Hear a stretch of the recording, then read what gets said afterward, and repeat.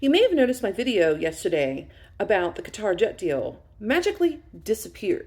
And there's a reason for that. I actually read the counter comments below, and someone was kind enough to point out that I was very squarely mistaken. And they were fucking right. Unlike the clowns in charge of this country, a lot of Republicans I know, and I'm sorry, I know a lot of liberals who are often wrong. I'm happy to own up to my mistakes. It's not a $200 billion jet deal. And no, it's not getting planes from Qatar to the US. Like, we're outsourcing to a Boeing manufacturer in Qatar is what I was under the impression of, and I was wrong.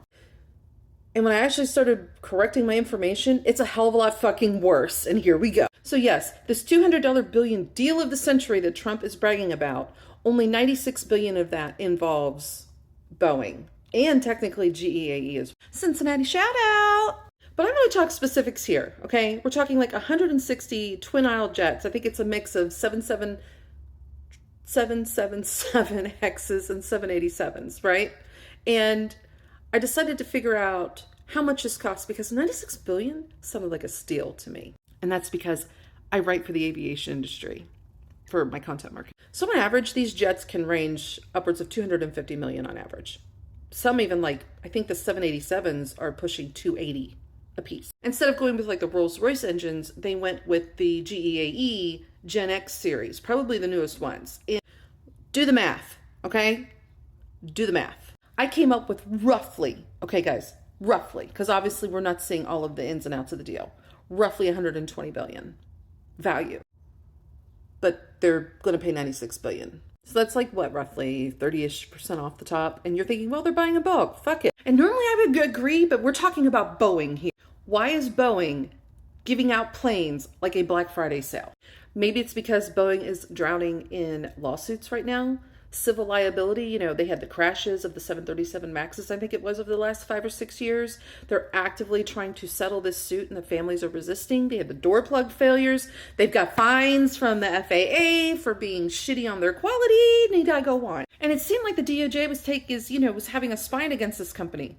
Bonnie was just like, we're going to go for the guts, right? And then after this deal was made, literally the day after, Bondi's DOJ announces, you know what, the families don't want to settle and we probably won't win in court. Fuck it, we're out. So instead of doing right by the victims and ponying up for the clear tragedy and losses that they've caused, they give Trump a win. But not just a win, we're talking like a major fucking contract, business for America flex. Promises kept, remember? Promises made, promises kept. They helped him achieve this and gave him this big flex with the UAE and Qatar.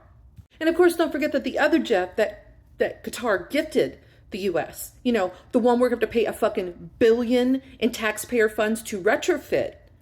All right, that free fucking plane, everything free is a good deal. Okay, we're going to have to pay $1 billion in retrofit out of our own tax dollars just to only see him fly around in this for 1 or 2 years before it gets taken to his presidential library. And this is fucking fact that is out there. Probably won't even get to take tours inside of it.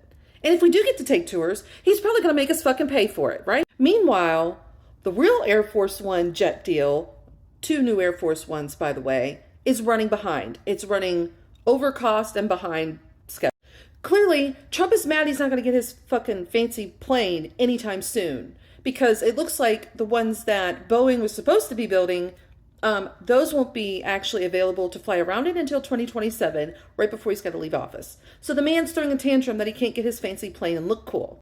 And he's going to shaft the American people for an extra $1 billion and still rely on Boeing to make the retrofit upgrades. America! Fuck yeah! I swear to God, you're fucking stupid. And then we got Pam Bondi behind the scenes, who's totally not clean in any of this.